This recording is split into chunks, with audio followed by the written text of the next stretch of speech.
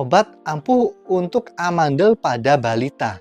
Ini pertanyaan dari Lina. Dok, anak saya umur 4,5 tahun, dia ada amandelnya, dia sering batuk dan flu, dan kalau tidur suka mendengkur atau ngorok.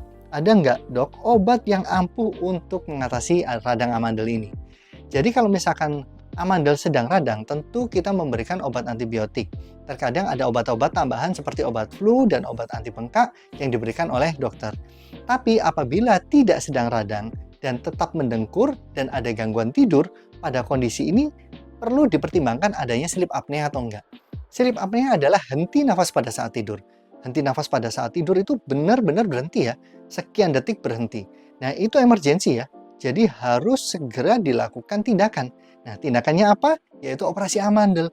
Harapannya dengan dilakukan operasi amandel, jalan nafasnya bisa lega dan tidak terjadi sleep apnea. Tanda keganasan pada amandel.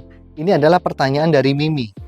Bagaimana melihat tanda-tanda keganasan pada amandel? Apakah harus secepatnya dilakukan tindakan operasi? Nah, tandanya untuk amandel yang mengalami keganasan atau mengarah ke arah kanker ya, ini biasanya membesar salah satu sisi. Amandel kan ada dua ya, kiri kanan. Nah, ini membesar salah satu sisi. Terus bentuknya tidak beraturan dan gampang berdarah. Itu adalah tanda poin ini mengarah ke keganasan. Kalau memang ini tidak gampang berdarah, itu biasanya kita lakukan FNAB dulu atau di biopsi. Biopsi itu diambil selnya, dilihat ini selnya apa, normal atau enggak. Kalau misalkan normal, tidak dilakukan tindakan operasi kalau tidak mengganggu jalan nafas. Tapi kalau ini nggak normal, kecenderungan ke arah tumor, dilakukan tindakan operasi segera. Bisa satu sisi, bisa kedua-duanya, tergantung lokasinya di mana. Henti nafas pada saat tidur itu benar-benar berhenti ya, sekian detik berhenti. Nah, itu emergensi ya, benjolan di tenggorokan sampai bikin sesak nafas. Nah, ini ada pertanyaan dari Octavia. Dok, saya kan udah ada benjolan di tenggorokan udah hampir 1 tahun, terus saya juga sesak nafas. Ini kenapa ya, dok? Nah, kita harus tahu dulu nih, benjolannya memang betul-betul benjolan atau enggak. Nah, karena menurut pasien dan menurut dokter bisa berbeda. Saya sarankan pada kondisi ini kan memang dilakukan pemeriksaan. Nah, kondisi sesak nafas juga harus ditentukan juga. Apakah memang betul sesak nafas atau enggak?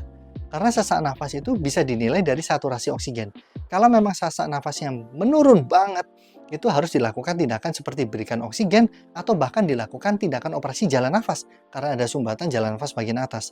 Tapi kalau memang ini diakibatkan karena proses infeksi, kita tangani dulu proses infeksinya.